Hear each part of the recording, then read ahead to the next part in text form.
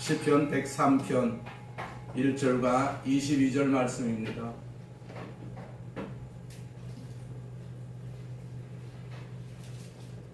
시편 103편 1절과 22절 말씀 같이 봉독합니다.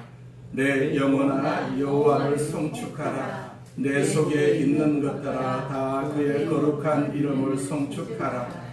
여호와의 지으심을 받고 그가 다스리는 모든 곳에 있는 너희여 여호와를 송축하라. 내 영혼아 여호와를 송축하라. 아멘. 우리 옆 사람과 인사합니다. 예수님 안에서 좋은 일이 있습니다. 예수님 안에서 좋은 일이 있습니다. 우리 앞에 있는 구호 3번 우리 함께 선포합니다. 나는 하늘의 복 땅의 복을 받았습니다. 나는 하늘의 복 땅의 복을 받았습니다. 나는 하늘의 복 땅의 복을 받았습니다. 아멘. 아멘.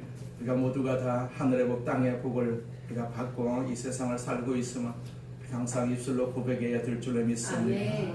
오늘 특별히 성찬주일입니다. 예수님께서 십자가에서 피 흘리시고 또 살 찢기시고 그 피와 그 살을 우리에게 먹고 마실 수 있는 은혜를 주시는 그러한 시간입니다. 이 시간을 통해서 하나님의 역사와 예수님의 그 사랑을 깊이 생각하는 그러한 시간 되고 싶고 또 예배 되시기를 바랍니다. 아멘. 전능하신 하나님 아버지 감사합니다. 우리를 사랑하심을 감사합니다. 우리를 구원하여 주시고 하나님의 자녀로 삼아 주셔서 이렇게 복된 예배 드리게 하심을 감사합니다.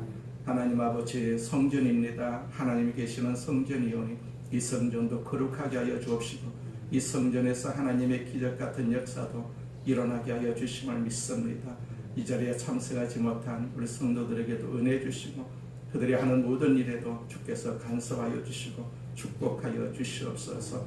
하나님 아버지 성령으로 오셔서 우리 머리에 기름 부어 주시고 우리를 위로하여 주시고 우리를 소망 가운데 이끌어 주시옵소서. 예수님의 이름으로 기도드립니다. 아멘. 아멘. 시편 103편 1절과 22절 말씀을 가지고 주님을 찬송하여라 라는 제목으로 같이 은혜를 나누고자 합니다. 우리가 예배할 교회가 있고 또 설교를 들을 수 있는 시간이 있다. 이것은 엄청난 감사이고 또 특권이고 복이라고 할 수가 있습니다. 우리는 언제나 예배를 들을 수가 있고 언제나 우리는 하나님 말씀을 들을 수가 있습니다. 이것이 지금 은혜의 시간이고 은혜의 시절이다, 때다라는 사실을 우리는 알 수가 있어요. 혹시 또 우리가 설교를 들을 수 있는 그런 시간도 없고 또 설교를 들을 수 있는 그런 말씀도 없다면 우리가 얼마나 불편할 수밖에 없고 얼마나 낙심할 수밖에 없지 않겠어요? 우리는 이 복을 지금 이 성전에서 누리고 있지 않겠어요? 이 예배당에 오신 우리 장로님, 우리 안수 집사님, 우리 권사님, 또 우리 집사님 얼마나 고마운지 몰라요. 같이 예배를 드릴 수 있다는 것이 제게는 큰 은혜고 축복이고 또 하나님의 역사라는 사실을 우리는 항상 고백하고 저도 많이 고백하고 있어요. 목사님 한 분이 평양에서 북한 성도를 잠시 만난 적이 있었대요. 그 성도가 하는 말이 선생님 다음에 올 때는 손수건으로 예배당 문고리를 피벼서 가져다 주세요. 그러면 내가 그 손수건을 볼 때마다 예배당을 기억할게요. 그런 이야기를 들었다고 합니다. 생각해 보셨어요? 하나님이 제일 좋아하시는 것이 무엇인가? 자, 감사라는 사실입니다. 감사. 아멘. 자, 우리가 시편 50편 23절에 보니까 감사로 제사를 드리는 자가 나를 영화롭게 하나니 그의 행위를 옳게 하는 자에게 내가 하나님의 구원을 보이리라. 그런 말씀이 있습니다. 다윗은 하나님을 찬송하고 하나님을 늘 감사했어요. 그래서 그런지 하나님은 사도행전 13장 22절에 이런 말씀을 하세요. 다윗을 만나니 내 마음에 맞는 사람이다. 그런 말씀을 하셨어요. 하나님을 많이 찬양하시기를 바랍니다. 찬양하면 감사가 나올 수밖에 없지 않겠어요? 예배할 수 있는 이 시간에 우리가 마음속으로도 우리가 찬양을 해야 될 줄로 믿습니다. 세상은 계속해서 찬양을 잃어가는 그러한 세상이라는 사실도 우리가 너무나도 잘 알고 있지 않겠어요? 이런 상황 속에서 우리가 하나님을 찬송하고 찬양하고 감사하는 것, 우리가 해야 할 그런 어떤 사명이다라는 사실이죠. 이것을 하지 아니하면 우리가 혹시 하나님을 잊어버릴 수도 있다는 얘기입니다. 오늘 본문의 중요한 특성 가운데 하나는 바로 시작과 마지막이 같습니다. 1절은 이렇게 시작을 하지요. 내 영혼아 여호와를 송축하라. 그렇게 시작이 하고 있어요. 마지막 절은 22절에도 보면 내 영혼아 여호와를 송축하라 라고 끝나고 있습니다. 이 시편의 처음과 나중이 똑같아요. 함께 살펴볼 본문이 바로 시편 103편에 기록된 전체 내용입니다. 길어서 1절과 22절만 읽은 것입니다. 여러분, 감사하는 삶이야말로 우리 예수 믿는 사람들의 삶의 처음이고 또한 마지막이라는 얘기입니다. 우리가 구원받은 순간에 우리가 예수님을 만나서 나의 구주와 주님으로 깨닫고 예수 그리스도를 나의 주님으로 의지하는 그 순간, 정말로 그 구원이 우리가 절실한 체험이었다면 그 사람의 입술에서 이런 고백이 나올 수밖에 없지 않겠습니까? 하나님 감사합니다. 하나님 감사합니다. 나를 구원해 주시니 참으로 감사합니다. 그리고 정상적 우리 그리스도인의 삶을 다 산 사람이라면 한평생을 살고 난 다음에 마지막 삶의 결산을 또 이렇게 드릴 수가 있지 않겠어요? 하나님 참 감사합니다. 나에게 한평생의 삶을 이 땅에서 하나님의 은혜 가운데 살게 해주신 것을 감사합니다. 우리가 감사로 시작하고 감사로 마감할 수밖에 없지 않겠어요? 이 감사는 우리 예수 믿는 사람들의 삶의 처음의 고백이고요, 마지막의 고백이라고 할 수가 있습니다. 우리는 날마다 감사할 수 있는, 찬송할 수 있는 그러한 믿음을 우리는 가져야 됩니다. 물론 기도도 해야 되겠지만 항상 내 마음속에 감사와 찬양이 끊어지지 아니하면 우리가 죽을 때도 하나님 감사합니다, 하나님 찬송합니다, 찬송하면서 우리가 세상을 마감할 수가 있지 않겠어요? 오늘 본문을 시작하면서 송축하라 라는 단어가 쓰여졌는데 무엇이 송축일까요? 첫째로 보면 송축한다는 것은 무엇을 의미합니까? 송축한다라는 말은 히브리어로 바라크라는 단어입니다. 바라크. 그런데 이것을 아주 쉽게 문자 그대로 가장 유사한 단어로 바뀌어서 옮긴다면 무릎을 꿇다, 또 축복하다, 복을 주다, 찬양하다 라는 단어입니다. 그런 뜻입니다. 이 송축이라는 말은 다른 말로 하면 축복입니다. 축복. 세번역 성경에서는 찬송이라는 단어로 송축을 이렇게 번역을 했습니다. 그러나 그 단어의 첫 번째 뜻은 인정하다라는 뜻입니다. 인정하다. 무엇을 인정합니까? 하나님이 내게 베푸신 축복들을 인정을 하는 것입니다. 그것을 잊지 않고 인정을 하는 것이죠. 인정한다면 반드시 기억할 수밖에 없지 않겠어요? 기억한다라는 순서가 따라옵니다. 내가 정말로 하나님 내게 베푸신 그 모든 사랑과 축복을 참으로 인정한다면 그것을 기억하는 것이 마땅할 수밖에 없지 않겠어요? 기억하는 것이 굉장히 중요합니다. 죄성을 가진 우리 인간은요, 거의 본질적으로 쉽게 망각이 심합니다. 망각이 심합니다. 원하는 오래오래 간직하면서도 은혜는 아주 쉽게 망각하는 경우가 많이 있습니다. 시편 기자는 본문 2절에서 자기 자신을 향해서 뭐라고 외치고 있습니까? 내 영혼아 여호와를 송축하며 그 모든 은택을 잊지 말지어다. 그렇게 말하고 있어요. 주님은 최후의 만찬을 행하시면서 제자들에게 이런 말씀을 하시죠. 너희가 이것을 행하여 기념하라. 그렇게 말씀을 하셨어요. 기념하라라는 말은 다른 말로 쉽게 말하면 기억하라는 얘기입니다. 기억하라. 다른 것은 다 잊어도 좋은데 주께서 나를 위해서 십자가에서 자신의 몸을 버려주셨다는 사실, 그리고 그 보배로운 피를 흘려주심으로 저와 여러분을 구원해 주셨다는 그 사실을 우리가 절대로 잊지 말고 한평생 기억하고 있어야 한다는 얘기입니다. 우리가 그 사실을 하나만 기억한다면 한평생을 감사함으로 살 수가 있지 않겠습니까? 그렇기 때문에 우리가 하나님을 인정을 하면 충분히 감사할 수가 있습니다. 하나님을 하나님답게 인정하는 것, 그분을 인정하며 마땅히 그분을 송축할 수밖에 없고 찬양할 수밖에 없지요. 송축한다는 말을 감사한다라는 말로, 찬송하라라는 말로 번역해도 된다는 얘기입니다. 그래서 세번역 성경에는 내 영혼아 여호와를 찬송하여라 그렇게 번역이 되어 있어요. 감사의 표현이 찬송입니다. 감사의 표현이 찬송. 우리가 기쁘면 노래가 절로 나올 수밖에 없지 않겠어요? 그렇기 때문에 우리가 감사하면 하나님을 생각하고 하나님을 의지하는 그 믿음이 나를 감동을 시키게 되면 우리가 감사가 나올 수밖에 없고 찬송이 나올 수밖에 없지요. 찬송에도 여러 종류가 있습니다. 기도와 같은 찬송도 있고 또 간구와 같은 찬송도 있지만 그러나 찬송의 본질은 감사입니다. 감사. 천국은요 찬송이 풍성한 곳이라는 사실을 우리가 알고 있지 않겠어요? 천국은 찬송으로 가득한 곳입니다. 그래서 찬송하기 싫은 사람은요 천국 갈 생각을 말아야 되지 않겠어요?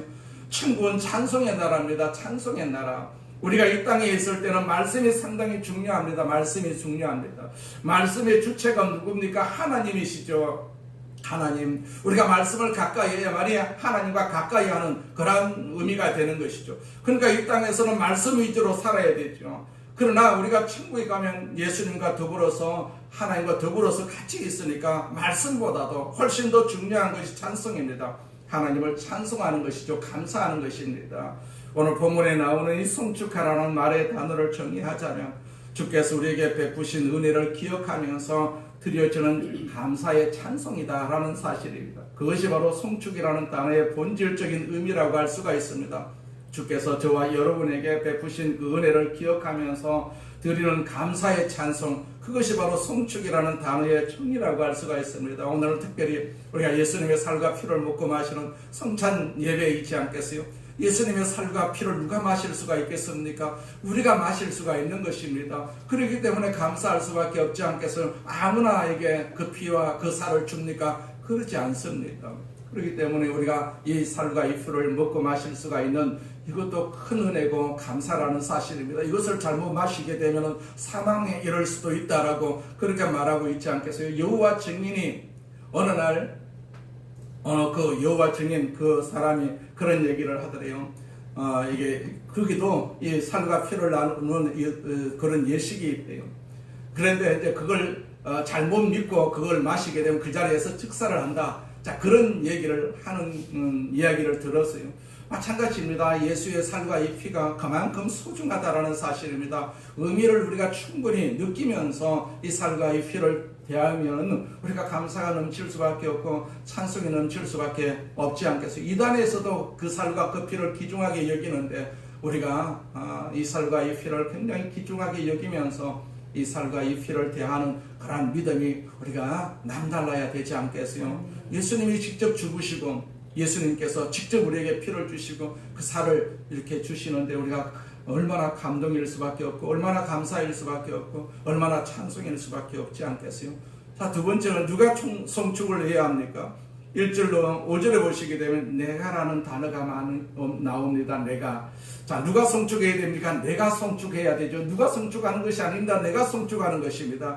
자, 시편 기자가 하나님을 향해서 찬송하고 감사하도록 스스로를 지금 일깨우고 있어요. 스스로를 일깨우고 있습니다. 내 영혼아, 내 속에 있는 것들아 다 라는 말로 내 전 존재를 다해서 하나님을 찬송하라라고 자기에게 일깨우고 있습니다. 내 영혼아 여호와를 송축하라. 그 다음에는 네가라는 단어가 나옵니다. 3절에서는 그가 네 모든 죄악을 사하시며 그랬어요. 자기 자신에게 그렇게 일깨우고 있다는 얘기입니다. 그러니까 1절부터 5절까지는 내가 송축해야 함을 말하고 있습니다. 시편 기자 자신이 하나님께 송축한다는 것이 마땅하다라고 고백을 하고 있습니다. 그리하면 네 죄가 사함을 받는다라고 결과적으로 말씀하고 있거든요. 그 다음에 10절부터 14절에 보시게 되면 다시 우리라는 단어가 많이 나옵니다. 10절에 보니까 우리의 죄를 따라 우리를 처벌하지는 아니하시며 우리의 죄악을 따라 우리에게 그대로 갚지 아니하셨으니 그 다음 14절에 보니까 이는 그가 우리의 체질을 아시며 우리가 단지 먼지뿐임을 기억하심이로다. 자, 여기서 우리는 구체적으로 말하면 누굽니까? 이스라엘 백성들이죠. 이스라엘 백성들. 언약의 백성입니다. 약속의 백성입니다. 하나님의 언약의 백성, 그 언약의 공동체인 우리가 하나님을 찬양을 해야 한다라고 말씀하고 있어요. 모든 하나님의 백성들은요, 마땅히 하나님을 찬송하고 하나님께 감사해야 한다라는 얘기입니다.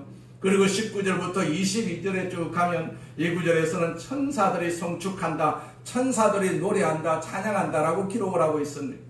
20절 말씀해 보니까 능력이 있어 여호와의 말씀을 행하며 그의 말씀에 소리를 듣는 여호와의 천사들이여 여호와를 송축하라, 그렇게 기록을 하고 있어요. 자, 인생이 특별히 구원받은 백성들이 하나님을 찬송해야 마땅한 것처럼 천사들도 하나님을 찬송해야 마땅하다라는 얘기입니다. 천사들은 무엇을 제일 많이 할까요? 찬송을 제일 많이 할 수밖에 없지 않겠습니까? 이사야가 우시야 왕이 죽던 해 성전에 들어갔을 때 천사들이 찬송하고 있는 것을 보았어요. 이사야서 6장 3절 이하에 보면 이렇게 기록이 되어 있죠. 그들은 큰 소리로 노래를 부르며 화답하였다고 거룩하시다 거룩하시다 거룩하시다 만군의 주님 온 땅에 그의 영광이 가득하다. 우렁차게 부르는 이 노래소리에 문지방에 터가 흔들리고 성전에는 연기가 가득 찼다. 그렇게 기록을 하고 있습니다. 하나님을 찬송해야 마땅하지 않겠습니까? 우리 모든 언약의 백성들이 구속함을 입은 백성들이 주님을 찬송하는 것이 마땅하다는 얘기입니다. 찬송하는 사람들은 누굽니까? 송축하는 사람들이 누굽니까? 우선 인격적인 존재만이 찬송할 수가 있지 않겠어요? 인격적 존재만이 감사할 수가 있습니다. 천사도 인격적 존재이기 때문에 인격적 존재라는 말은요, 우리와 같은 사람의 모습을 하고 있다는 뜻이 아니라 지식과 감정과 의지와 같은 인격의 요소를 다 갖추고 있다라는 뜻이거든요. 천사들도 지식이 있습니다. 천사들도 느낌이 있습니다. 천사들도 감정을 가지고 있습니다. 아이들을 지키는 천사가 있는가 하면은 우리를 지키시는 천사가 항상 우리를 따라다니고 있지 않겠어요? 좋은 천사도 있고 또 악한 천사도 있습니다. 우리가 중세기의 천사가 성도들의 관심을 끄는 주제였는데, 그래서 중세기의 그런 성화들을 보게 되면 그림에 천사가 많이 나옵니다. 천사가 많이 나옵니다. 머리 위에 천사 머리 위에 하얀 그런 띠를 두른 것, 그런 성화를 우리가 많이 보았지 않겠어요? 천사는 이렇게 아주 인격적인 그런 존재들입니다.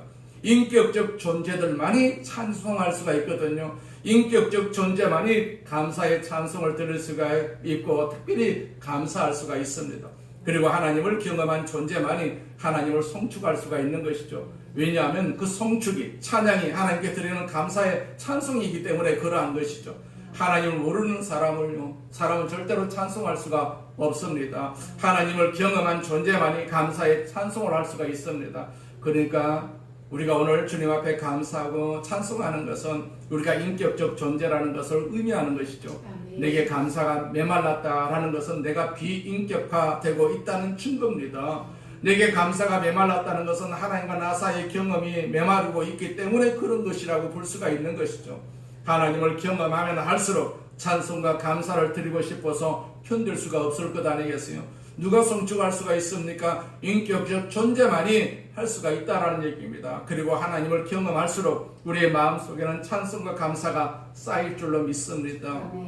우리가 항상 찬송하는 그러한 자세, 우리가 교회가 작아서 찬송 부를 분이 전에는 몇 분이 있었는데 지금은 한 분밖에 없지 않겠어요. 그래서 찬양이 내 마음속에 항상 이렇게 부족하다라는 생각을 가지고 있습니다. 우리가 윤석전 목사님이 사역하시는 그 교회는 1시간 이상 찬양을 부르는 것을 봅니다. 예배 전에 1시간 이상 찬양을 부르요. 그러면 찬송 부르는 그런 모든 분들, 그 강대상 앞쪽에 계단으로 되어가지고 찬송 부르는 사람이 굉장히 많이 있어요. 숫자가 굉장히 많아요. 그런 분들이 찬송을 1시간 이상 부르면서 얼마나 감동을 받고 찬송을 열심히 부르는지 그 찬송만 들어도 저는 은혜를 받아요. 얼마나 눈물을 흘리면서 찬송을 부릅니다. 그러면 저 성도들도 앉아서 찬송을 부르면서 손을 들고 그러한 찬양을 눈물을 흘리면서 그렇게 부르는 것을 보면 굉장히 은혜가 된다라는 사실입니다. 그 찬송에서부터 은혜를 받으니까 주의 말씀을 들을 때 얼마나 은혜가 넘칠 수밖에 없지 않겠어요. 우리는 그렇게 찬송을 부르지 못하는 것이 참 안타깝기는 하지만은 그래도 내 마음속에 항상 찬양이 넘치는 그런 믿음을, 우리는 그런 심령을 가져야 될 줄로 믿습니다. 우리가 가정에서도 다른 거 보지 마시고 그런 찬송을 많이 부르는 그런 것을 우리가 틀어놓고 보게 되면 그 스스로도 은혜를 받을 수가 있고 내 가정에 찬송이 넘치는 그런 은혜가 있게 되는 것이죠. 자, 셋째로 왜 우리가 송축을 해야 됩니까? 찬송을 해야 됩니까? 한마디로 주께서 내게 베푸신 그 모든 은택 때문이죠. 은택 때문에. 2절과 3절을 보시게 되면 모든이라는 단어가 강조되어 있어요. 2절에 보니까 그의 모든 은택, 그의 은혜를 잊지 말지어다. 3절에는 그가 네 모든 죄악을 사하시며 네 모든 병을 고치시며 그렇게 기록하고 있어요. 그 모든 은택을 생각할 때 어찌 찬송을 안 할 수가 있겠습니까? 그러나 여기서 모든 은택이라고 그랬지만 구체적으로 무엇 때문에 우리가 찬송을 해야 합니까? 세 가지 이유를 들고 있어요. 3절과 4절, 5절에 표현이 되어 있어요. 그런데 그것이 다 짝이 되어 있어요. 3절을 보면 사하시며라는 단어가 있고 또 고치시며라는 단어가 있습니다. 4절에도 속량하시고라는 단어가 있고 관을 씌우시며라는 단어가 있고 5절에는 만족하게 하사와 새롭게 하시는 도다라는 구절이 서로 짝을 이루고 있습니다. 우리가 하나님을 찬송해야 할 이유가 무엇입니까? 3절에 기록되어 있죠. 죄를 사하시며 병을 고쳐주셨기 때문이다. 그렇게 말씀하고 있어요. 무엇이 먼저 강조가 되었습니까? 죄사함입니다. 죄사함, 죄를 사하시며. 이것은 예수 믿는 사람들이 경험하는 가장 본질적인 은혜이죠. 우리가 죄사함을 받아야만이 하나님과 교제가 가능한 것이고 이 교제 때문에 우리가 천국을 갈 수가 있는 것이죠. 죄를 가지고 있으면 교제가 불가능하고 죄를 가지고 있으면 천국을 갈 수가 없는 것 아니겠어요? 우리가 예수를 믿었을 때 우리에게는 구속, 즉 죄사함이 주어집니다. 죄사함. 이것이 하나님의 자녀가 된 증거라고 할 수가 있죠. 하나님이 우리의 죄를 사해 주십니다. 뿐만 아니라 병도 고쳐주십니다. 병도 고쳐주십니다. 많은 경우에 병은요, 죄악과 관련되어 있어요. 모든 병이 죄 때문에 일어나는 것은 아니지만 많은 경우 죄 때문에 병이 생길 수가 있습니다. 예수님께서 중풍병자를 향해서 선언하실 때 네 죄사함을 받았느니라고 선포를 하셨어요. 그런데 어떻게 되었습니까? 나았어요. 치료를 받았습니다. 죄사함을 받았느니라 하니까 중풍병이 나았습니다. 인간에게 있어서 가장 본질적인 필요는 병 고침이 아닙니다. 그보다도 더 중요한 것은 죄사함입니다. 죄사함. 내가 죄를 사함받고 하나님과 바른 관계를 맺을 때 육체도 건강해지는 것입니다. 인간은 육체와 영혼이 분리되어 있는 것이 아닙니다. 이것은 유기체적으로 함께 관련이 되어 있어요. 내가 죄사함의 은총을 경험할 때 육체도 건강을 경험할 수가 있는 것이죠. 주님은 내 모든 죄악을 사하시고 우리에게 병을 고치시는 분이십니다. 이런 주님의 은혜 때문에 지금 우리가 여기에서 이 삶의 자리에서 마음과 육체의 건강을 누리면서 살고 있는 것 아니겠어요? 그것이 제일 먼저 감사해야 할 이유입니다. 감사해야 할 이유. 4절에 보시게 되면 파멸에서 속량하시고 라는 구절과 관을 씌우시며 라는 구절이 서로 짝을 이루고 있습니다. 자, 파멸에서 속량하시고 라는 것은 사실 우리가 죽음의 위기에서 구출하셨다는 단순한 위기의 경험뿐만이 아니고 우리 인생의 장에서 그 많은 위기의 순간에서 그때마다 주께서 우리를 구출해 주셨다라는 사실입니다. 뿐만 아닙니다. 좀 더 그 적극적으로 관을 씌우셨다라는 말은 히브리어로 본래 둘러싼다라는 뜻을 가지고 있어요. 무엇으로 둘러싸였습니까? 인자와 긍휼로 이렇게 둘러싸여 있다라는 얘기입니다. 아주 신실한 사랑, 한번 약속하면 꼭 지켜주시는 바로 그 긍휼하심, 즉 죄악을 따라서 우리를 심판하지 아니하시고 오히려 우리를 불쌍히 여기시는 그분의 긍휼로 우리를 보호하고 계셨다라는 얘기입니다.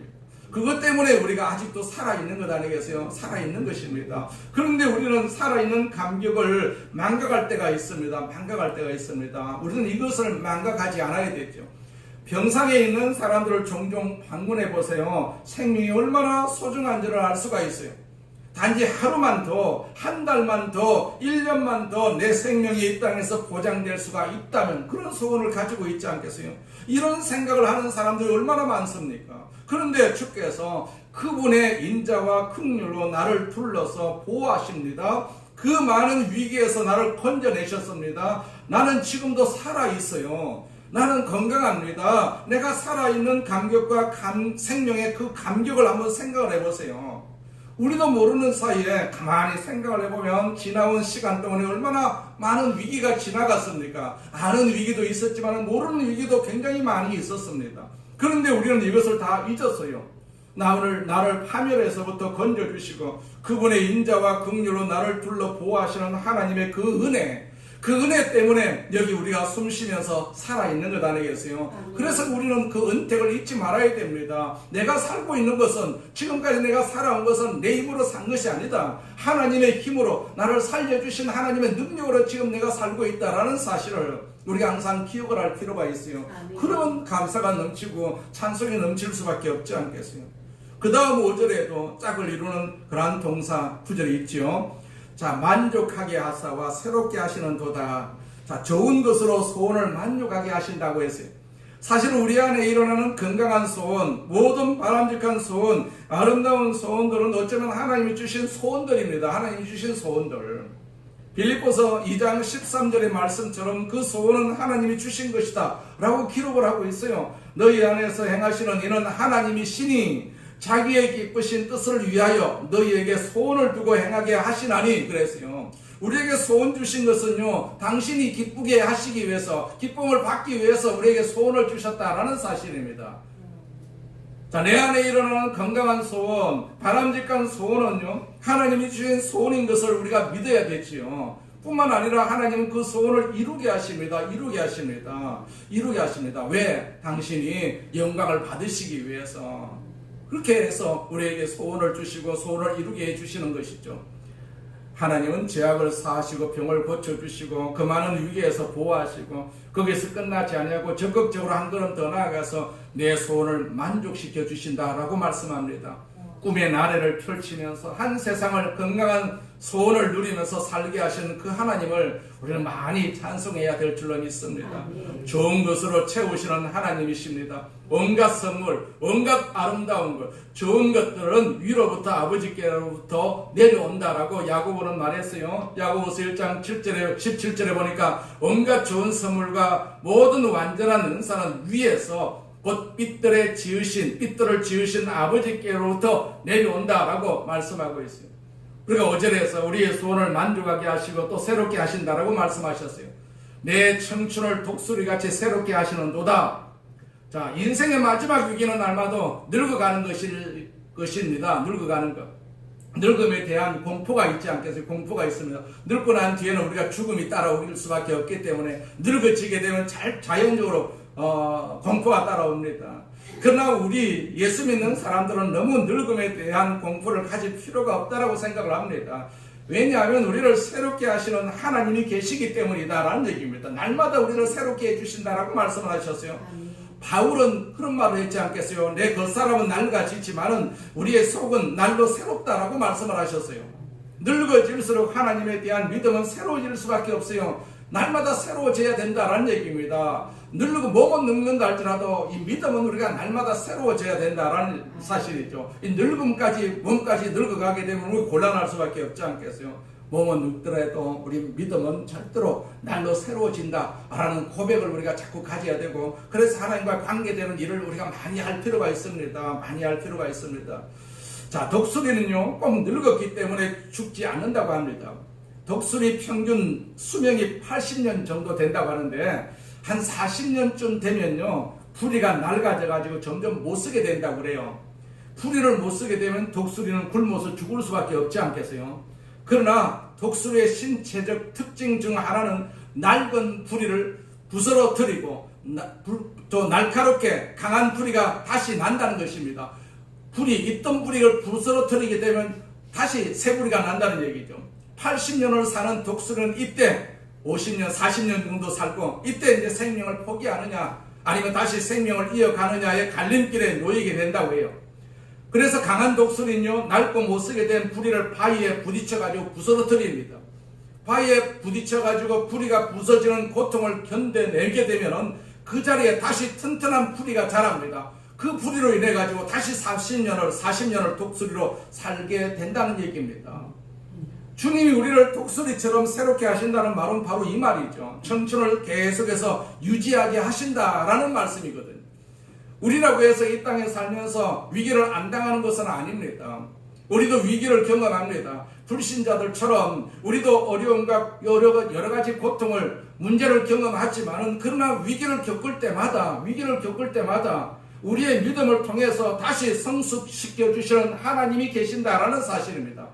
사실 우리는 우리 힘으로 사는 것 아니지 않겠어요? 하나님이 힘으로 삽니다. 우리도 노트를처럼 젊었을 때는 내 힘으로 살았어요. 근데 어느 순간에 늙어지게 되면 내 힘으로 못 살지 않겠습니까? 모든 사회가 나를 반대합니다. 나를 받아주지 않습니다. 늙었기 때문에. 그때부터는 우리는 어떻게 살아야 됩니까? 하나님 말씀으로 살아야 되죠. 하나님 붙들고 살아야 됩니다. 붙들고. 우리를 날마다 새롭게 하시는 하나님, 청춘처럼 독수리처럼 새롭게 하시는 하나님이십니다. 이사야 선지자도 이사야서 40장 31절에서 이렇게 고백을 했어요. 오직 여호와를 앙망하는 자는 새 힘을 얻으리니 독수리가 날개치며 올라감 같을 것이요 다른 박질하여도 곤비하지 아니하겠고 걸어가도 피곤하지 아니하리로다. 자, 여호와를 앙망하는 자는 새로운 힘을 얻는다라고 말씀하셨어요.